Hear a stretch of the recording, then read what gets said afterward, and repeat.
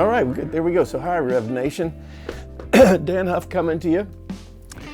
I had the fun of getting to play a song off a little project I did, and it was perfect choice by Derek, my friend here, who brought me this new little amp to demo for you. Because it's basically a piece about tone. That's really what it is. So I've been very vocal about in the last year about the fact that I've become part of your family, Revv users. I had the big massive one, which I have less use for these days. I would have loved it in the 80s, but for what I do for the most part, I mean, it's sitting in the corner and it will come out, I guarantee it. But the one that really got me was the D20. And it ended up being, I've told this story, so I don't want to repeat too many times, but it was sitting here on the stand, and I wrote a record around this demo that I was basically doing, and it ended up becoming the record. So I fell in love with the amp, everything about the amp. It's so expressive. And lo and behold, they have a new version, which they've creatively named the D20. Who would have thought that? Basically, the guys are sitting right behind the camera. They're laughing. It's D40, D20. This is a little brother. But let me tell you, this thing spanks. This is the first time I've played it here at my studio. I did try it for 2 seconds after I did a podcast with Derek and same thing, Revv, or was it the beer and things? It's a Golden Age podcast. Okay, you guys got too many podcasts for me. But anyway, so I tried it and for 2 seconds, but it wasn't the optimal situation for me. It sounded great, but here, kind of at my little enclave, I get to put the mics on it that I'm used to and listen to it. And literally, it's just been here for an hour. In full transparency, I played it for 2 seconds. Basically, ended up sitting everything at about noon, and it sounds freaking great. I mean, usually the way I start is,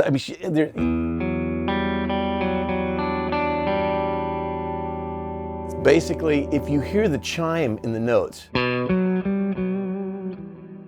that's the first thing that I think about when I think about tone, and for me, the way it responds. Even when you turn the thing up, it's like.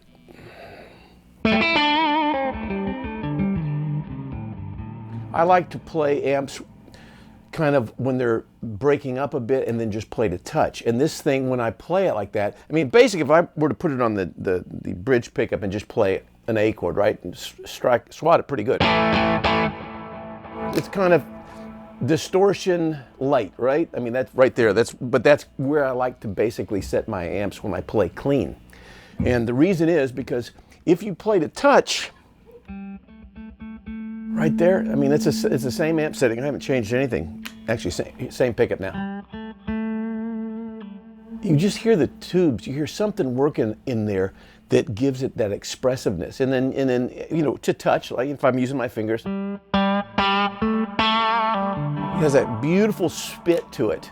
And usually I muck around a little bit with the tone controls, just, I like to set the amp a little bit brighter than I would normally like and then back it off. But this thing, I mean, the only thing I took off was the boost. I'm sorry, not the boost, the bright switch. But when you hear this, I mean, it's almost like a Tom Petty tone, right?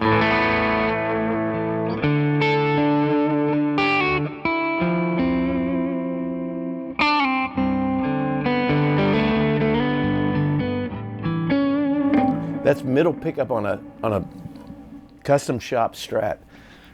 That's a record for me as far as I'm concerned. And then when a little bit of neck pickup there.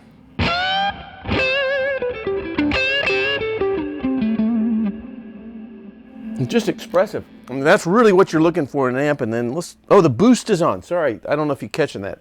But the boost has been on. So that's why I like it. I haven't messed, the reverb, let's see what it does.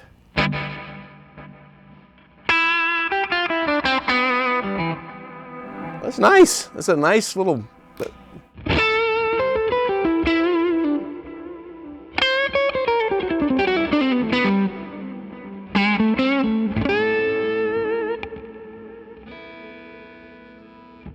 I'm not losing any tone between and or power. I mean, apparently it's half the wattage, but it doesn't seem to be anemic compared to the 40-watt version.